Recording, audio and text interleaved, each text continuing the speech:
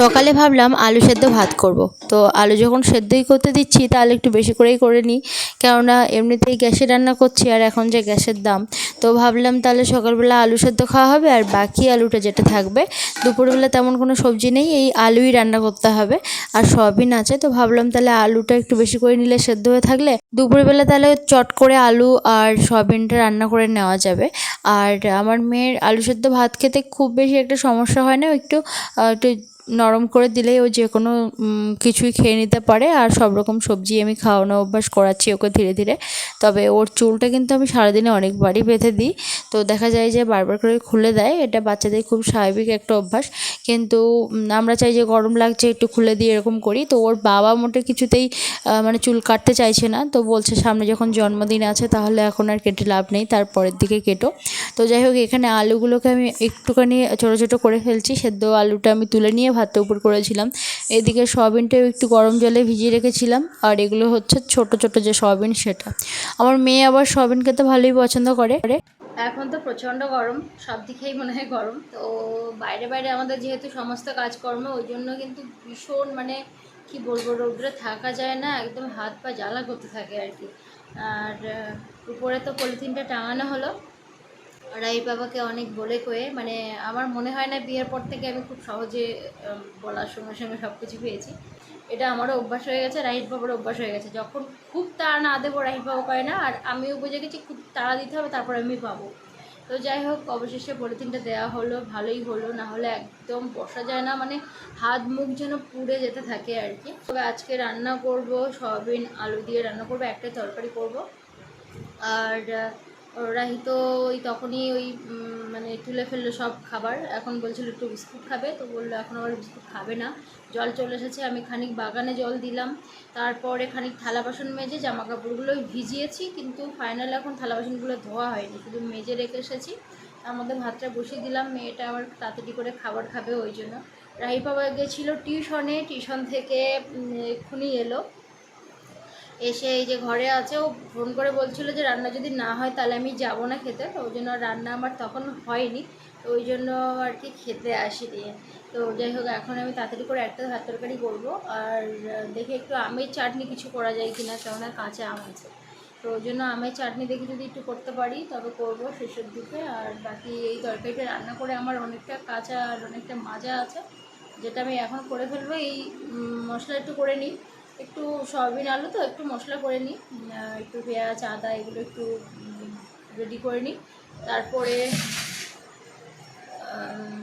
যাব গ্রামে, ওদিকে মাঝে মাঝে গিয়ে জল তুলছি, আর পাইপটা লাগিয়ে দিয়ে এসেছি। পাইপ লাগালে একদম সরু হয়ে জল ওঠে, মানে নিচু হলে তবেই মোটা হয়ে জল পড়ে, আর পাইপ তুলে দিলে একদম সরু হয়ে জল পড়ে, তখন দেখা যায় যে 2 ঘন্টা জল আসে আমাদের সারাদিনে।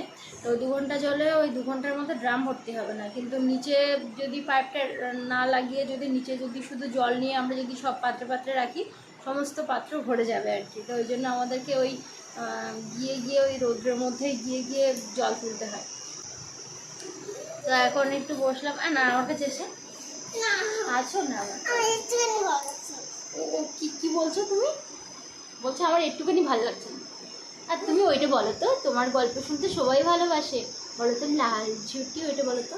লাল ছুটি কাকাতুয়া তুই কিছু পাই না, তো যাই তাই লাল ছুটি ছোট থেকে কোনোদিন পরেও ছুটি না, প্রথম থেকে বলি। আচ্ছা, লাল ছুটি কাকাতুয়া তুই তুই কিছু পাই না, যাই তাই লাল ছুটি চাইতে না, প্রথম দিকে। আচ্ছা, চাই লাল ছুটি কাকাতুয়া, লাল ছুটি কাকাতুয়া, লাল ছুটি কাকাতুয়া তুই কিছু পাই না, চাই তাই লাল ফিরেছি হয় না, ছোট দিকে কোনোদিন বলো যদি হতে যাও, লেমন দিয়ে লেখা বলা কই যাও, কথা বলা বানতে কাল যেন চাই না, লাল ছুটি কাকাতুয়া তুই যেতে পাই না। আমার অনেক বন্ধু আছেন কমেন্ট করেন যে রাহির জন্যই তোমার ব্লগ দেখতে ভালো লাগে, তো ও মাঝে মাঝে ব্লগে আসতে চায় না, বড় হয়ে গেছে তো এখন খুব একটা আসতে চায় না, বা ও যখন খুব পাকা পাকা কথা বলে, নাচ করছে, ও যখন অনেক কিছু আর কি অঙ্গভঙ্গি করছে, তখন থেকে যাই ফোন অন করলেও করতে চায় না। তো সেই জন্য খুব একটা আর কি নেওয়া হয় না। তো এখন থেকে আবার চলে এইটা বিস্কুট বাবা, এই তো কটা নিবি তুই নিজে হাতে নে, কটা নিবি নে, দুটো নেবে, আচ্ছা ঠিক আছে নাও। দুটো গামলাই যখন দেখা যায় যে বন্ধ থাকে তখন ড্রামে জল তোলা যায় না, তবে এই পাইপ সিস্টেমে জল তুললে কিন্তু খুব বেশি জল ওঠে না, খুব সরু হয়ে ওঠে, তবুও যতটা ওঠে। আর এদিকে কাজকর্ম সেরে নিয়ে তারপরে মানে গামলা ভর্তি করে নিয়ে এক এক করে আবার ড্রাম ভর্তি করি। কি করছো পাপা? কি লিখছো তুমি? হ্যাঁ, ডিম আঁকছো? হে বাবা, কই দেখি। ও, ছোট ছোট ডিমের ঝুড়ি এঁকেছো নাকি? ডিমের ঝুড়িতে প্রচুর ডিম আছে।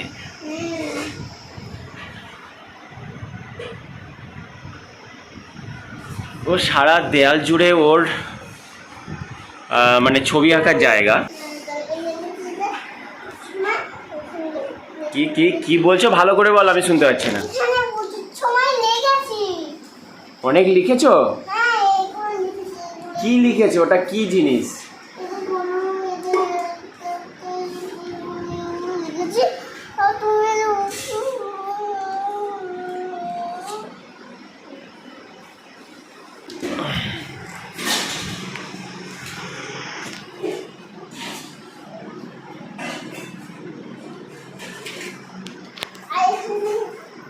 আর কোথায় লিখেছো? কই? এখানেও লিখেছো তুমি? বাবা, এই কি করেছিস এই দেয়ালগুলো? আচ্ছা, বাহ, ভালো তো, ভালো হয়, ভালো হয়। ঠিক আছে, ওই করো তুমি। এখন সময় ঠিক 12টা। এসো বাবা, এসো। তো ফিশারিতে যাব, 2-3 দিন যাওয়া হয়নি কারণ মাছ হয় না। আগের গণে বেশ ভালো মাছ হচ্ছিল। এসো আমার কোলে, এসো। কথা বলছি তো, ওই জন্য আমার কোলে আসবে, ওকে একটু দেখাতে হবে। তো গত গণে বেশ মাছ হচ্ছিল, বড় বড় বাগদা বেশ হচ্ছিল, বেশ ভালো হচ্ছিল, কিন্তু এই গণে মাছ হচ্ছে না, কারণ মাছগুলো খুব ছোট ছোট, মানে আগের বড় মাছগুলো সব ধরা হয়ে গেছে। পরের যে চাপান দিয়েছিলাম মাছ, সেগুলো ছোট ছোট আছে, সেগুলো আটলে খুব একটা আসে না, এই জন্য হয় না বলে আমি যাইনি, 2-3 দিন যাইনি। আর প্রচণ্ড গরম পড়েছে আর খুব ব্যস্ত থাকি বলে আর সেই সকাল সকাল আর যাওয়া হয় না। আর মাছ হলে তবু একটা যেতে ইচ্ছা করে। তো এই বেরিয়েছি, যদি 2-3 দিনে কিছু চিংড়ি মাছ অল্প কিছু যদি হয়, এই জন্য যাচ্ছি। আর রাহির খিদে লেগেছে দুপুরবেলায়, তাই বিস্কিট খাচ্ছে, তাই তো? গায়ে দিতে নেই, ঘাম টাম লেগে যাবে, খাও তুমি, খাও। আর বুলটি ওখানে রান্না করছে। আর প্রচণ্ড রোদ্দুর, মাঝে মাঝে একটু মেঘ ছায়া হচ্ছে, তার মানে বৃষ্টি হতে পারে বিকেলের দিকে, দেখা যাক। আর আমি এক্ষুনি ফিশারিতে যাব। তুমি কিছু বলবে পাপা? বলো কিছু, বলো না। কি তেল? তুমি বলেছো আমাকে তেল আনার কথা? তেল আনার কথা বলেছো, আমার মনে নেই কেন?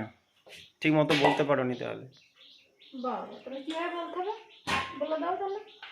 ঠিক করে বললে আমার মনে থাকে। তাকে জল দাও, জল দাও, জল দাও। আলু সয়াবিন একটু গুঁড়ো পাকেও রান্না করা যায়, তো আমি এই গরমের মধ্যে একটু হালকা করেই করছি। তাছাড়া আমার মেয়েও খায়। এখন একদমই ঝাল টাল দিই না, আমরাই খাই দেখা যায় বেশিরভাগ, না হলে আগেই ওর জন্য তুলে নিয়ে তারপর একটু গুঁড়ো লঙ্কা দিই, এরকম করি।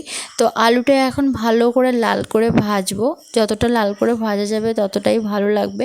এদিকে এই যে সয়াবিনটা ভেজে নিয়েছি, আর আমার মেয়ে আবার ভাজা সয়াবিন খেলো বেশ একটু ভালো করে। তো মেয়ে সকালবেলা যখন খাইয়ে দিয়েছিলাম, তখন খাওয়ানোর পরপরই ও বিছানার উপরেই বমি করে ফেলেছিল, যার জন্য সমস্তটা আবার ভিজিয়েছি। ওদিকে একটু কাচাকুচি করছি, আবার এদিকে একটু তরকারিটা দেখছি। একসঙ্গে দুদিকে না করলে কি হয় না, খুব দেরি হয়ে যায় আর কি। তো তরকারিটা আমার হয়ে এসেছে, একটু গরম মশলাও দেবো আমি। তো একটুখানি ঝোল ঝোল না হবো, কেননা 2 বেলা হবে আর কি। রান্না তো আমার হয়েই গেল, এর মধ্যে আবার রাহির বাবা গেল ঘেরে, জানি না আবার কি মাছ টাছ কি আনবে নাকি। তো আবার হয়তো আমাকে কেটে কুটে রান্না করতে হবে। আগে যদি জানতাম তাহলে হয়তো এতটা আলু তরকারি করতাম না, একটুখানি কম করে করতাম, যেহেতু আর একটা তরকারি হবে। তো এদিকে আবার জল চলে যাবে, ওই জন্য যে কোনো কাজ করি না কেন ফাঁকে ফাঁকে এসে একটু জল তুলে নিতেই হয়। আর খানিকটা কাচাকুচি করেছি, সেটা এখনও ধুইনি, তো ওটা এখন আবার ধুতে হবে আর কি। ফোনটা বসানো ছিল, যখন পরে এডিট করছিলাম তখন দেখলাম আমার মেয়ে এখানে কি বলছিল। একটুখানি জল দিতে হচ্ছে, একটা হচ্ছে সেটা আমাকে শিখিয়ে দিবি। আমাদের এখানে তেমন কোনো বৃষ্টি হচ্ছে না। অন্যান্য জায়গায় বা বাবার বাড়ি যখন ফোন করি তখন শুনি মাঝে মধ্যেই বিকালের দিকে বা দুপুরের দিকে বৃষ্টি হচ্ছে, কিন্তু আমাদের এখানে কিন্তু খুব একটা বৃষ্টি হচ্ছে না। মেঘলা করে, ঝড় হয় খুব জোরে, আর বাতাস ওঠে, সঙ্গে সঙ্গে মেঘ কেটে যায়। তো ওই জন্য খুব একটা বৃষ্টি হচ্ছে না। ওই যে রাহি বাবা ঘেরি থেকে এলো, এখন কি মাছ এনেছে দেখা যাক। হ্যাঁ, এইটা লাইল্যান্ড টিকা। ও লাইলান্ডিকা, কি বলো? লাইলান্ডিকা, লাইলন টিকা, হ্যাঁ লাইলান। মানে এই লাল টিকা আছে, এই যে লেজের দিকে লাল টিকা থাকে তাই এর নাম দিয়েছে। এবং ওই সামনের এই পাখনা, এই পাখনাটা এরকম লাল, এই লাল থাকার জন্য এর নাম হচ্ছে লাইলন টিকা। আর এই একটা বড় বাগদা হয়েছে, আর ছোট বাগদা দুটো তিনটে, আর একটা চিংড়ি মাছ। মাছ আমার হচ্ছে না, এই 2-3 দিনের মাছ, সর্বমোট মাছ হচ্ছে এই।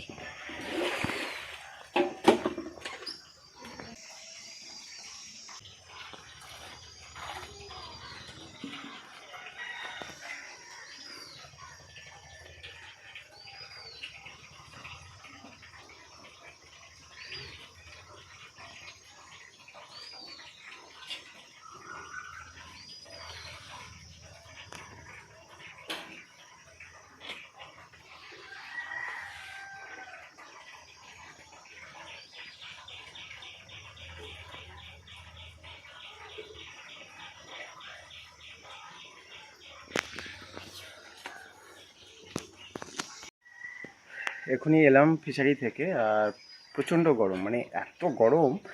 ফিশারির যে রাস্তা আছে, আমার ফিশারির যে বাঁধগুলো দেওয়া আছে ওখান থেকে হাঁটাই যাচ্ছে না, এত গরম, পা পুড়ে যাচ্ছে। আমি জুতো নিয়ে যাইনি, আর খালি পায়ে হাঁটছিলাম, তো এত গরম লাগছে কি বলবো। যাই হোক, প্রচণ্ড গরম পড়েছে। আর আমার ফিশারির জল গরম, উপরটা প্রচণ্ড গরম হয়ে গেছে। গরমের জন্য হয়তো মাছ বেরোচ্ছে না, হয়তো পাকে আছে, পাকে কাছাকাছি আছে, আটলে পড়ছে না, হবে হয়তো, জানি না, মাছ না পড়ার কারণ। তাছাড়া মাছ নেই হয়তো, এটা হতে পারে, মাছ সব মরে গেছে হতে পারে। হ্যাঁ, কালকে আমি জুতো পরে যাব। রাহি বলছে আমাকে জুতো পরে যেতে, খালি পায়ে যেতে না বলছে। ঠিক আছে, আমি যদি কালকে ফিশারিতে যাই তাহলে জুতো পরে যাব, ঠিক আছে? আচ্ছা।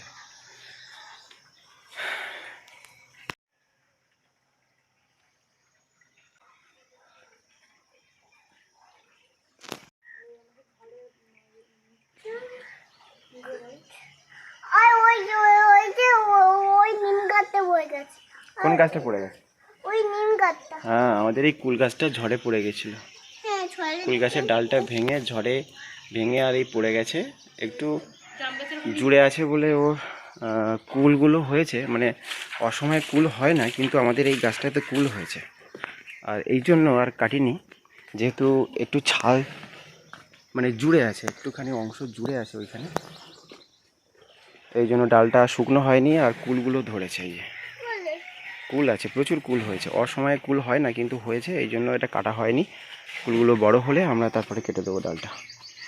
আর এই গাছটা ঝড়ে পড়ে গিয়েছিল, কদিন আগে ঝড় হলো না খুব, সেই ঝড়ে আমাদের এই জাম গাছটা ভেঙে গেছে। এই যে একদম মাছ বরাবর ফেটে পড়ে গেছে। জাম ধরেছিল, জাম গাছে জাম এসেছে খুব। আর এই যে ডাক পাখি গরমের সময় এই যে জলে খাবার খেয়ে বেড়াচ্ছে। এই গরমে ইয়ে করছে। গরু গরমে কি করছে? হাম্বা হাম্বা করছে। হ্যাঁ, গরমে গরু কেমন করে? হাম্বা হাম্বা হাম্বা হাম্বা করে কেন? জল খাবে তাই, জল খাবে, গরমে গরমে কষ্ট হচ্ছে তাই ওরা হাম্বা হাম্বা করে, বুঝলে?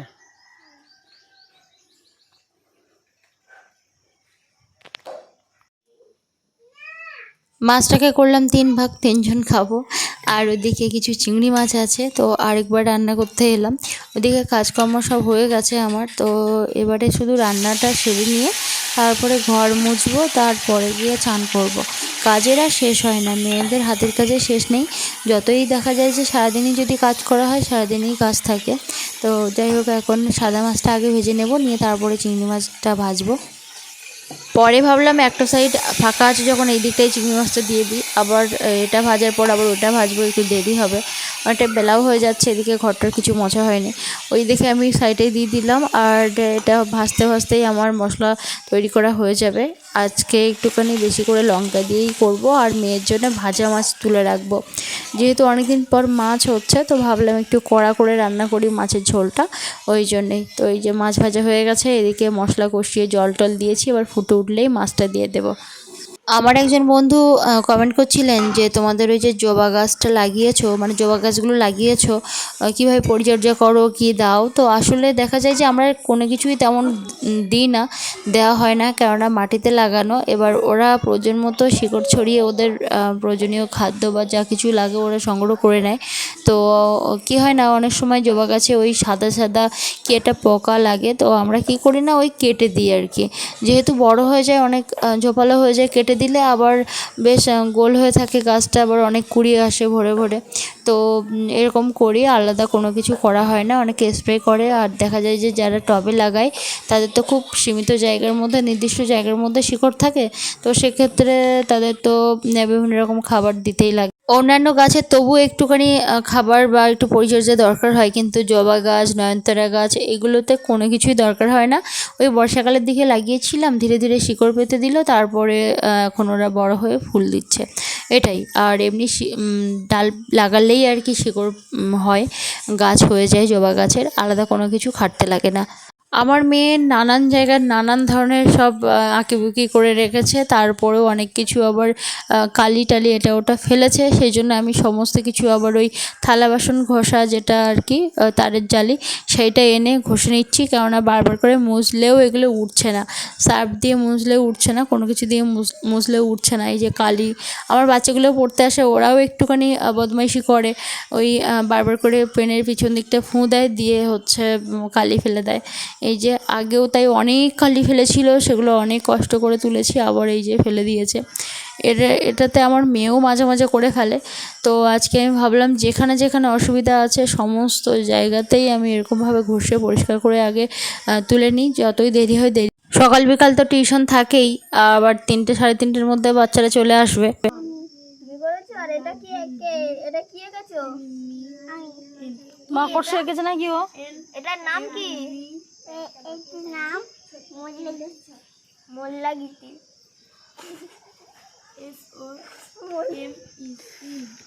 সন্ধে হয়ে গেছে, এবার ছুটি দেব এগুলো বাচ্চাদের। সময় এখন ওই যে ঘড়ির কাঁটা দেখতেই পাচ্ছেন 7:30। এখন একটুখানি ভাতটা গরম করে নিচ্ছি, তরকারিটা একটু অল্প গরম করে নেব, নিলে রাত্রে আর অসুবিধা হবে না, কেননা রাহি বাবা আসে 9:30, খেতে খেতে অনেকটা দেরি হয়ে যায়। আর রাহি এখন ওর কাকিমা জেঠিমার কাছে গেছে আর কি, তো ওই জন্য ভাবলাম যে ভিডিও এডিট করতে করতে কিছু তাহলে কাজ করে ফেলি এদিকে, তো ওই জন্যে আর গরম করলে নষ্ট হয় না। এগুলোকে ছুটি দিয়ে আমি দৌড়ে গিয়েছিলাম কলে, আর 1 কলসি আর 1 বোতল জল আনলাম, এটাই আবার সারাদিন হয়ে যায়।